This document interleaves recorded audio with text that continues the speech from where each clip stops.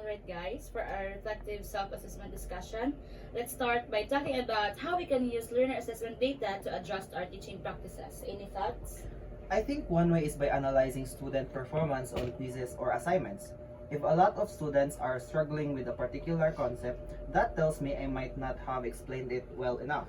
I'd reflect on what teaching strategies I used and think about how I can make the lesson clearer next time. But how do we really know if it's our teaching or if it's the student's learning style that's the issue?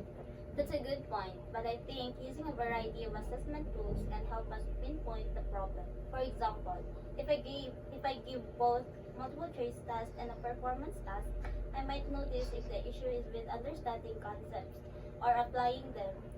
That way, I can reflect on which area needs more focus.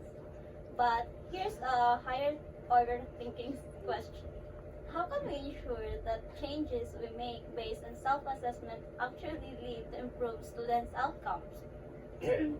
That's challenging, but I think we need to track the effectiveness of the changes we make. For example, if I adjust my teaching strategy and use more visuals, I should compare students' performance before and after change. If I see improvements, then that's a good indication that I made the right adjustment. The real trick, though, is knowing when to make those changes. How do we determine the right time to reflect and adjust? I think it's all about being proactive and constantly checking in with ourselves. Reflection shouldn't just happen at the end of a lesson or unit. It should be an ongoing process. Maybe after each class, I could take a few minutes to think about what went well and what didn't. That way, I can adjust my approach before the next class rather than waiting until the end of the unit. So here's a hot question. In what ways can we incorporate students' feedback into our reflective self-assessment process?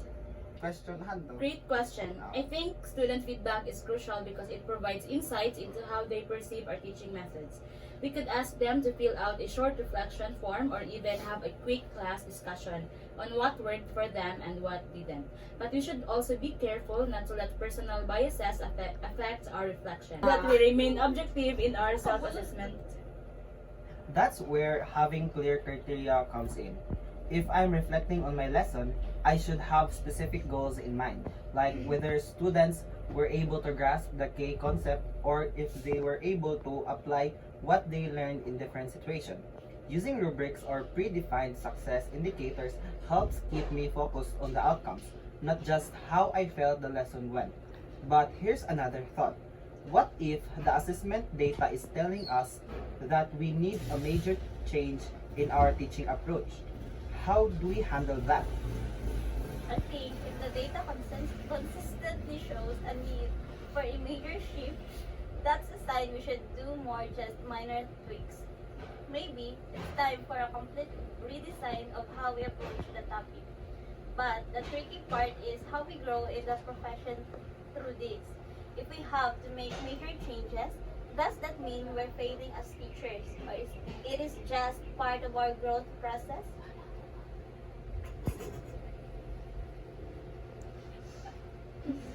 I don't think it means we're failing at all. It's actually a sign of growth because we're adapting to the needs of our students. As we reflect and make adjustments, we're improving. So I think we have to see this as part of our career development. I mean, we're all learning to write.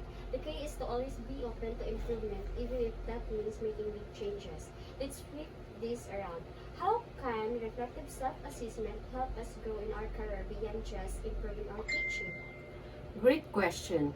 I think self-assessment not only helps us become better teachers, but it also helps us build leadership skills. For instance, by reflecting on our practices and learning how to make adjustments, we're showing that we can take ownership of our professional growth. It also teaches us to be more self-aware and accountable, which are essential qualities for advancing in our careers. Plus, the more we reflect, the more we can mentor others and share our learning experiences.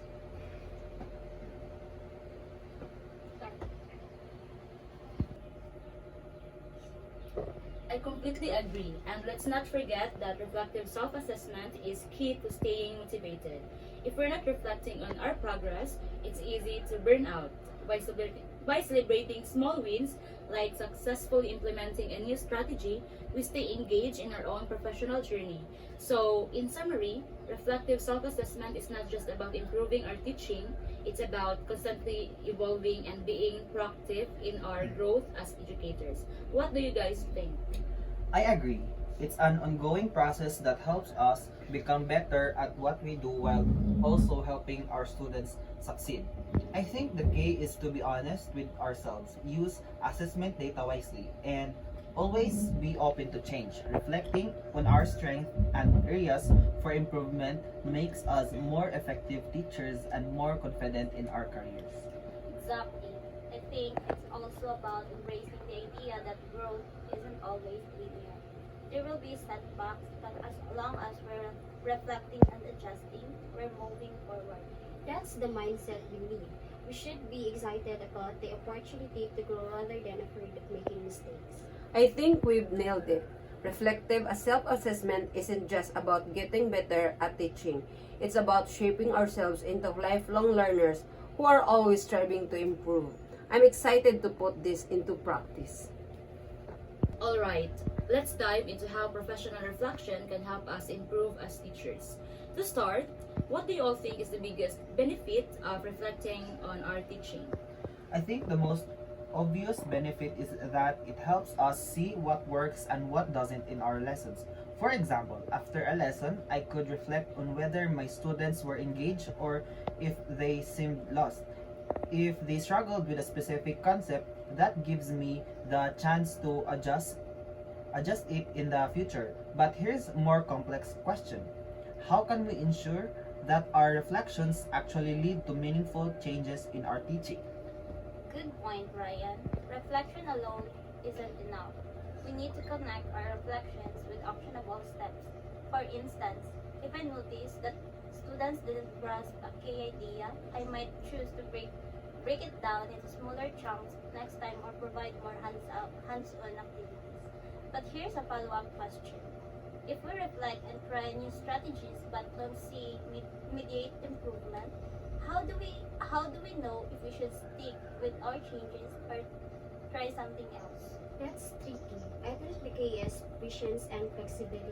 Sometimes change takes time to show results. We also need to be open to adjusting our new strategies if we don't see the impact we want. For example, after trying something new, I'd look at how students perform over time. If the results don't improve, I might ask for feedback from colleagues or students to get a fresh perspective. How do we balance making adjustments with staying consistent in our teaching practices? That's a great question, Ayla. I think consistency is important because students need to know what to expect, but at the same time, we can't be rigid. We should have core teaching strategies that work for us, but we also need to be flexible enough to change when something not working. I guess the real challenge is figuring out when to adjust. Maybe it comes down to understanding the learning environment and being willing to take risks. So my hot question is, how do we make sure our reflections align with student need and not just what we think is best for them? Great point, Bernadine. I think aligning our reflections with student needs means really paying attention to the data, whether it's student feedback, assessments, or class participation. We can't just guess what students need. We have to look at the facts. For example, if many students perform poorly on a quiz, we should reflect on why that happened. Did I explain the material clearly enough? Did I give them enough practice? And that leads me to a question. How do we ensure that we're reflecting on the right things? What should we focus on in our reflection? I think the focus of our reflection should always come back to students' outcomes.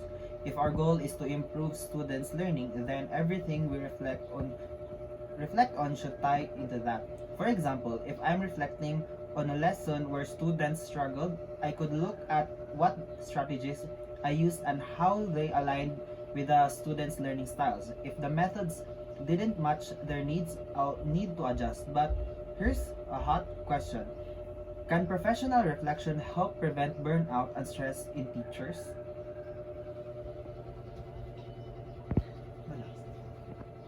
Interesting. I think we can actually, by reflecting on our teaching practices and seeing where we might be overworking ourselves, we can find ways to make our work more efficient. For instance, if I feel overwhelmed with lesson planning, reflecting on my current workload might help me prioritize better or incorporate more student-centered activities that are easier to manage. Reflection can also help us identify when we're just stuck in a routine and need to shake things up.